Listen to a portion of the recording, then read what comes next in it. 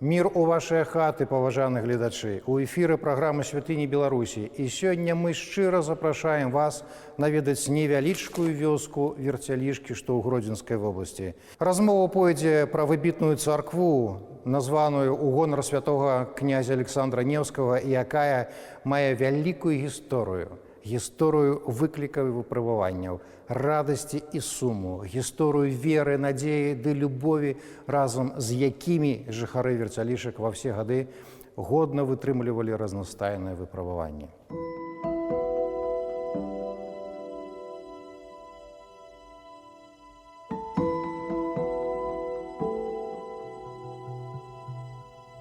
Вёска Верцялішкі вядзе сваю гісторыю з 1324 года.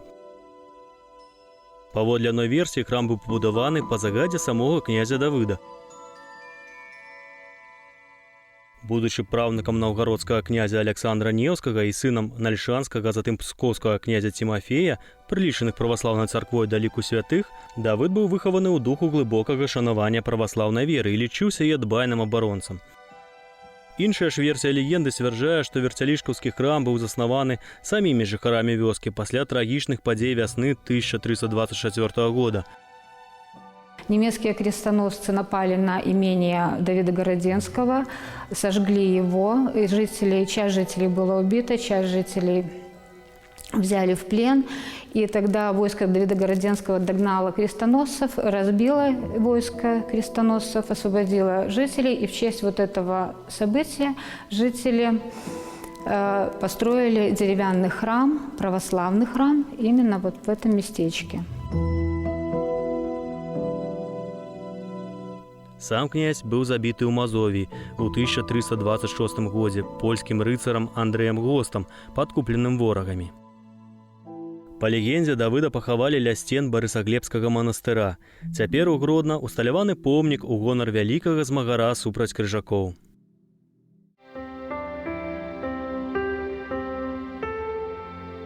Згодна адной версіі, назва вёскі паходзіць ад узвышша верцял, паводле другой ад літоўскага слова верцяляй, што абазначае вяртанне, а па трэцяй ад спалучэння словаў вярні лішкі, што трэба было выканаць або падчас наведавання мясцовага млына, або падчас праезда па гандлёвым тракце ў Гродна. Если говорить о православии в здешних местах, ну, конечно, это, скажем так, глубокая история, древняя, потому как, в принципе, даже документальное упоминание о храме здесь датируется там 15-16 век. Первое упоминание о том, что здесь была деревянная церковь. Известно, что этот храм просуществовал до 19 века, в то время, когда уже пришел в некое обветшалое состояние, и, как и все практически храмы в Западной Беларуси были униатскими. Ко времени упразднения униатства в Западной здесь Беларуси стараниями, трудами известного нам митрополита Иосифа Семашки здесь уже, скажем так, возникает желание и возможность построить храм уже такой добротный. У 1754 годзе дэпутатамі ад мясцовай шляхты на сейме Рэчы Паспалітай ставілася пытанне пра рамонт 9 уніяцкіх храмаў гродзенскай эканоміі. Верцялішкаўская царква паказвалася ў гэтым спісе ў ліку храмаў, якія найбольш маюць патрэбу ў рэстаўрацыі, аднак адрамантаваць царкву не ўдалося.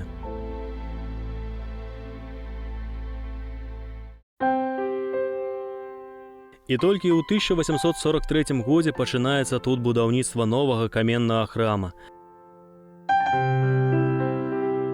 Пасля рашэння Полацкага сабора па скасаванні уніі праваслаўныя хрысціяне праяўляюць ініцыятыву і шукаюць магчымасці адрадзіць праваслаўны храм. Драўляны храм прыйшоў у поўны заняпад, і знаходзіцца ў ім было нават небяспечна. Такія вялізныя, як той кажа, канчатковыя страты Верцялішкаўскаму храму нанесла напалеонаўскае нашэсце 1812 года. Менавіта тады драўляная царква была часткова разабраная французскімі жаўнерамі, і да канца 30-х гадоў 19 стагоддзя будынак храма канчаткова струхлеў і стаў небяспечным для сваіх наведвальнікаў. Час, на жаль, не шкадуе нікога. Аднак для будаўніцтва царквы аднаго жадання вернікаў, вядома, аказалася мала. Пытанне паўстала ў грашовых сродках, і суполкай было прынята рашэнне звярнуцца па дапамогу да памешчыкаў свечаных, якія жылі ў верцялішках. Строить храм, особенно таких объемов, дорогое удовольствие, поэтому инициаторами в лице благотворителей, меценатов выступают здешние были помещики Свечины. Как известно из истории, он был офицер российской армии. Она была его супругой, его звали Александр, ее звали Александра. Она была немкой, но принявшая православие. И тогда они как-то с согласием и с обсуждением с местными жителями Верцелишек, православными, берутся строить храм. Обсуждая, конечно же, момент, что они берут на себя половину расходов материальных, а половину уже прихожане и жители сами. Адны лічаць, што новы храм будаваўся згодна праекту гродзенскага архітэктара Якуба Фардона, а з кропкі гледжання іншых аўтарам праекта будынка ёсць гродзенскі інжынер Яноўскі, які асабіста і кіраваў будаўнічымі работамі. Архітэктура храма даволі незвычайная для гэтых месцаў. Улічваючы, што мецэнат Александр Свечын быў з Пецярбурга, ён унёс свае пажаданні і думкі ў будаўніцтва. Тут выкарыстоўваецца стыль ампір, не характэрны для тутэйшых праваслаўных храмаў.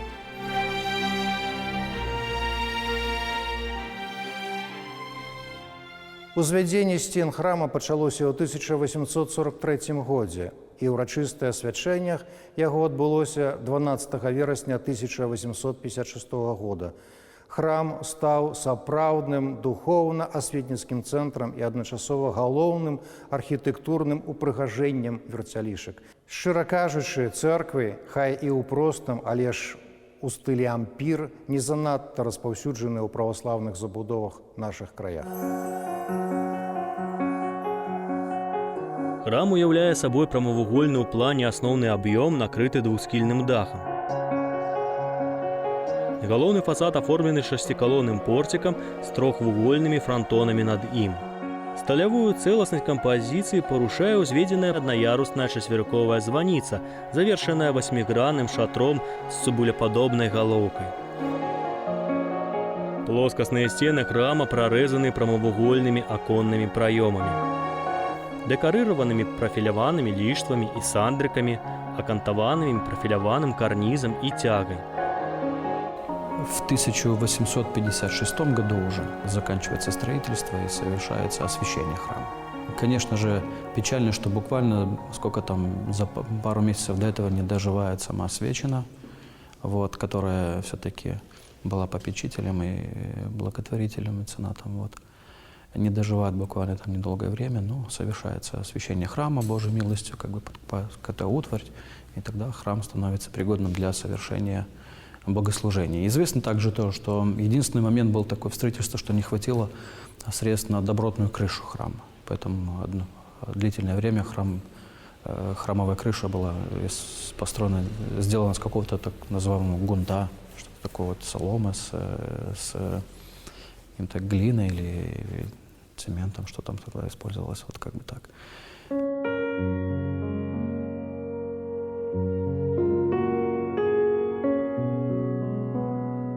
Царкоўнае начынне, званы і маёмасць старой царквы былі перанесены ў Есвіран і захоўваліся да таго моманту, пакуль не быў закладзены новы. Александра Свечына пакінула завяшчанне.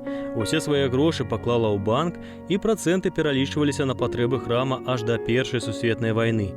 Яе нашчадкі сачылі за выкананнем завяшчання. Тое, што праз некалькі стагоддзяў царква была адбудавана зноўку і асвечана ў гонар прадзеда князя Давыда, святога Александра Неўскага, вельмі сімвалічна. Мясцовыя жыхары заўсёды лічылі святога Александра Неўскага і Давыда Гарадзенскага сваімі нябеснымі заступнікамі. Конечно же, еще храм известен тем, что здесь были выдающиеся священники, которые были образованными, конечно, и родили о том, чтобы и местное население было духовно образованным, что очень важно для, скажем так, нормальной, даже нормальной, но духовной христианской жизни, приходской жизни. Скажем так, чтобы люди понимали Библию, чтобы они понимали богослужение, чтобы они разбирались в вопросах духовной жизни. И для этого здесь строится и духовное училище, и не одно, а даже женское. И известна из истории, что на освящение здания этого училища был приглашен и ожидали известного всем Столыпина, который был здесь одно время губернатором Гродно.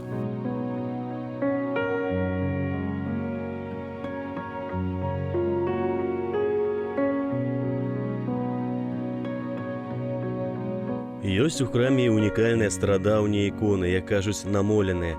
Дзве з іх падораны прыхаджанамі ў гонар збавення гэтых месцаў ад эпідэміі халеры. Гэта ікона Іллі Прарока і святога Мікалая Цудатворцы.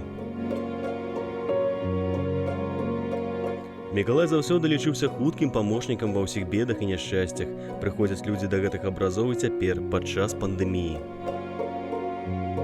Тут вымалёўваецца цэлы шэраг вельмі цікавых такіх акалічнасцей, абставін, жыццёвых момантаў.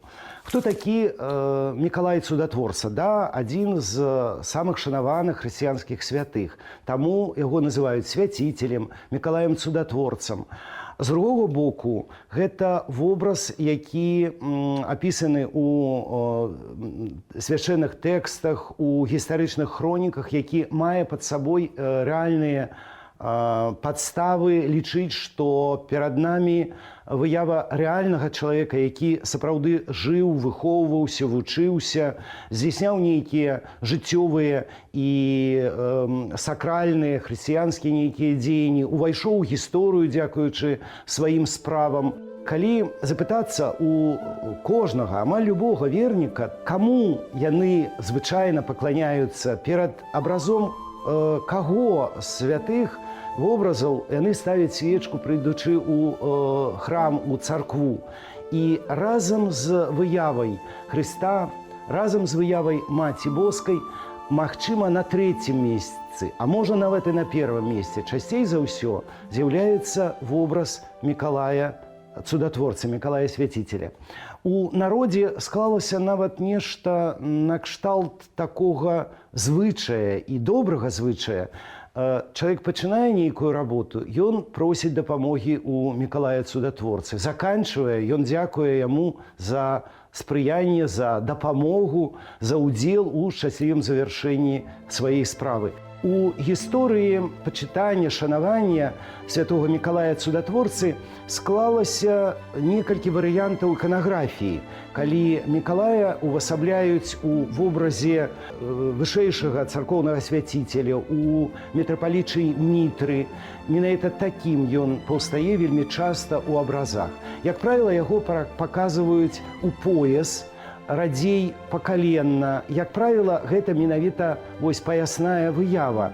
Таму Мікалая паказваюць такім аблачэннем, франтальна ён заўсёды паўстае перад гледачом. У адной руцэ ён трымае святое Евангелие, другая рука складзена ў малітоўным хрышчэнні.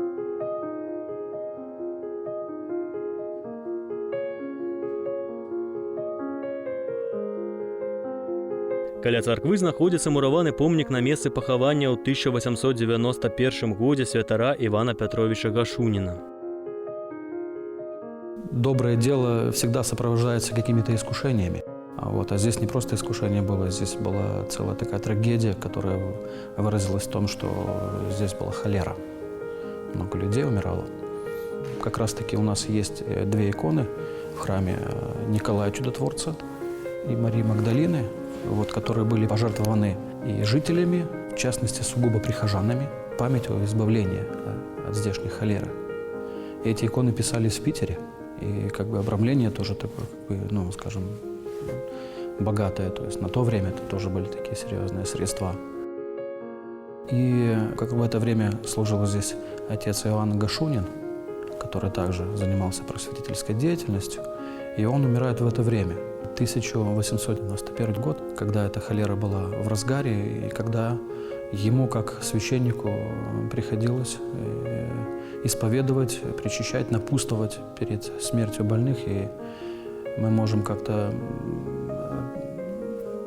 думать о том, что, видимо, он и заразился от этого, умирает в это время, и поэтому его местные жители, прихожане хоронят на одном из самых почетных мест на территории храма, сразу же за алтарем.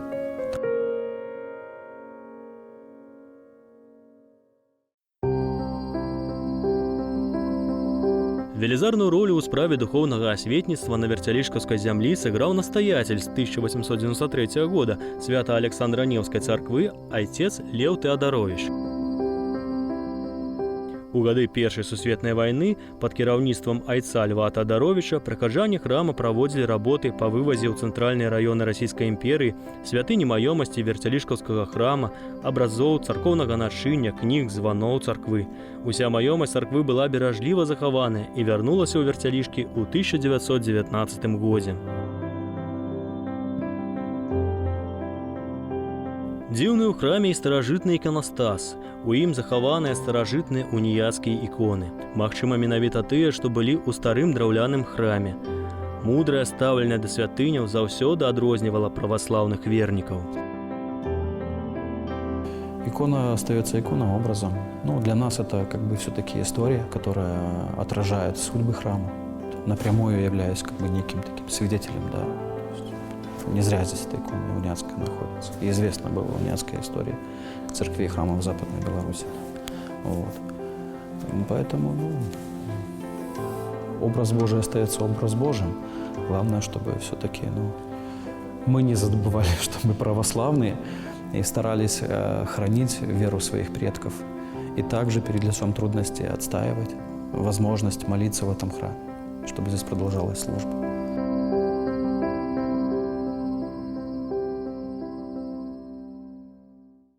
У весну 1919 года адбылася абуральная спроба апаганьвання Вертялішчынскай царквы.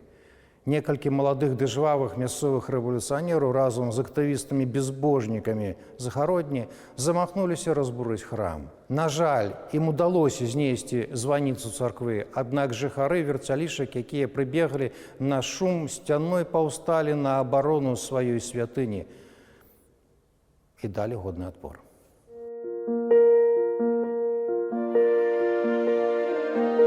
Вядома, у мясцовых уладаў было жаданне і спробы знішчыць царкву Александра Невскага, але жыхары Вертялішак знаходзілі аргументы і сілы абараніць святыню.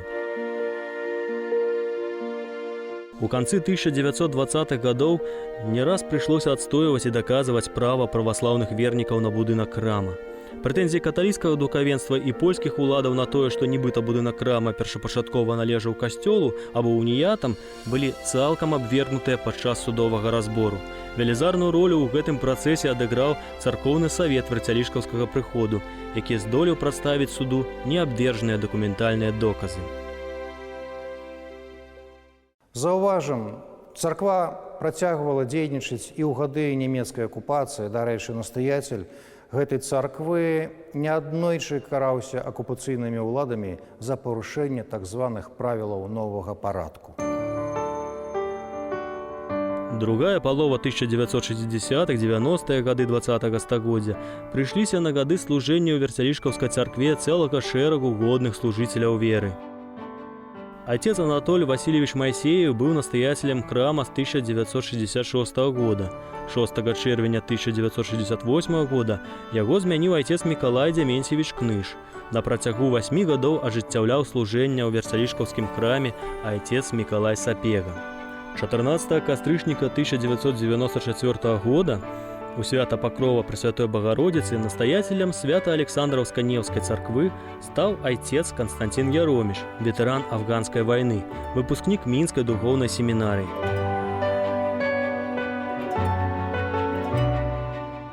У 2010 годзе новым настаяцелем Вертялішчынскай царквы стаў отец Іоанн Гладун. Гэта прызначэнне распачала сучасную гісторыю храма.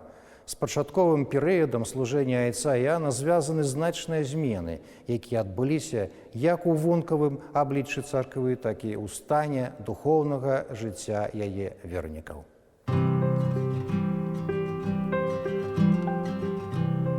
Зараз у храме працягваецца ўпрыгожванне ўнутранага ўбрання. Сцены распісваюцца фрэскамі з кананічнай выявай праваслаўных святынь і біблейскіх сюжэтаў.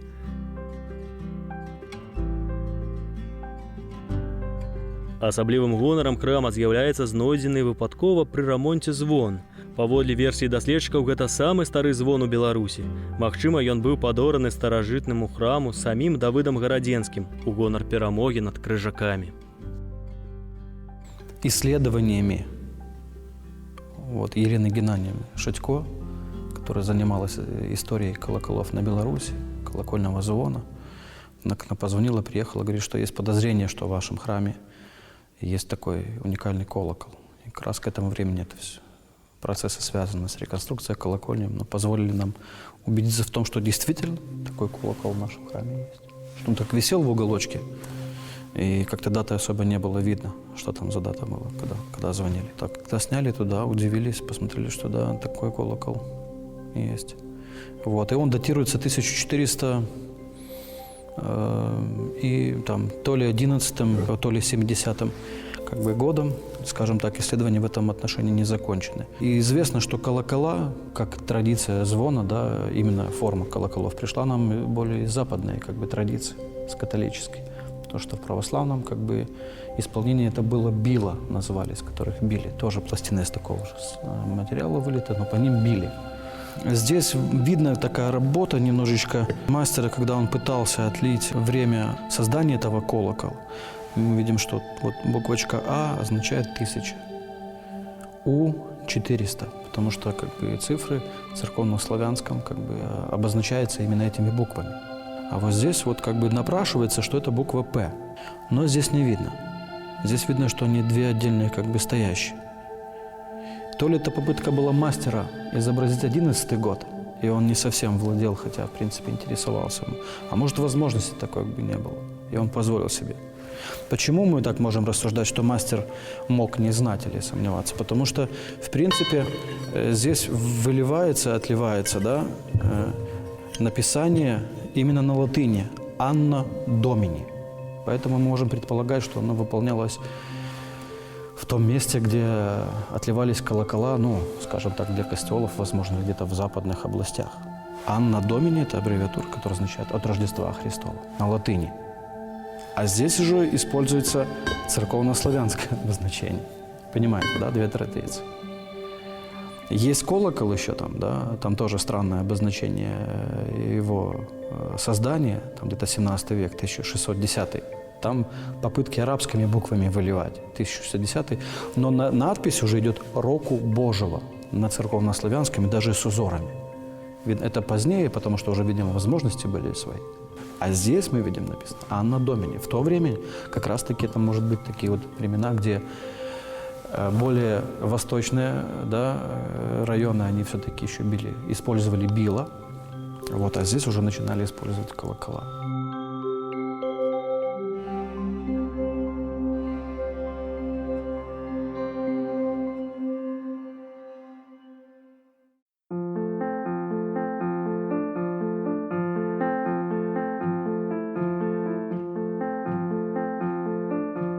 Абшына Верцелішкаўскай царквы, як кажуць, жывая. Актыўныя людзі самі выступаюць з ініцыятывамі добраўпарадкавання свайго храма і прыхрамавай тэрыторыі. Нядаўна была зроблена новая агароджа і падтрымліваецца ідэальны парадак і прыгажосць. У вернікаў шмат планаў, але галоўнае, што ўсіх гэтых людзей аб'ядноўвае старажытная царква і вера ў Бога.